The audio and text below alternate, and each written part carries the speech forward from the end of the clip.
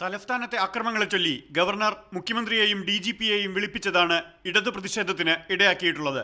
ക്രമസമാധാന പാലനത്തിൽ ഒന്നും മറച്ചുവെക്കാനില്ലാത്തതുകൊണ്ട് മാത്രമാണ് ഗവർണറുടെ ക്ഷണം സ്വീകരിച്ചതെന്ന് വൈക്കം വിശ്വൻ പറഞ്ഞു. എന്നാൽ ഗവർണറുടെ ഇടപെടൽ ഫെഡറൽ തത്വങ്ങളുടെ ലംഘനമാണ്. ഇന്ത്യയിലെ മറ്റ് സ്റ്റേറ്റുകളിലൊക്കെ എത്ര ഭീകരമായ സാഹചര്യങ്ങളാണ് നിൽക്കുന്നത്. ചുമ്മാ അടക്കുന്നവനെ തല്ലിക്കൊല്ലുന്നു, പശുവിറച്ചി കഴിക്കുന്നു, ദളിതനെ ചുട്ടുകൊല്ലുന്നു.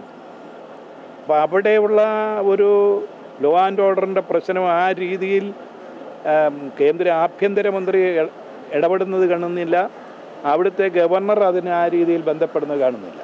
മുഖ്യമന്ത്രിയെ വിളിച്ചു വരുത്താൻ ഗവർണർക്ക് അധികാരമില്ലെന്ന് CPI സംസ്ഥാന സെക്രട്ടറി കാനം രാജേന്ദ്രനും പറഞ്ഞു. ഗവർണർ വിളിച്ചു വരുത്തിയത് ഗവർണർക്ക് അതിനുള്ള അധികാരമില്ല എന്നാണ് എൻ്റെ ഉറച്ച അഭിപ്രായം.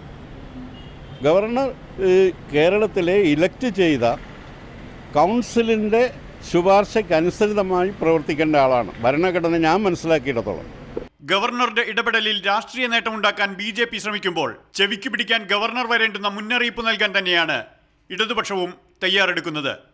മാതൃഭൂമി ന്യൂസ്, കോഴിക്കോട്.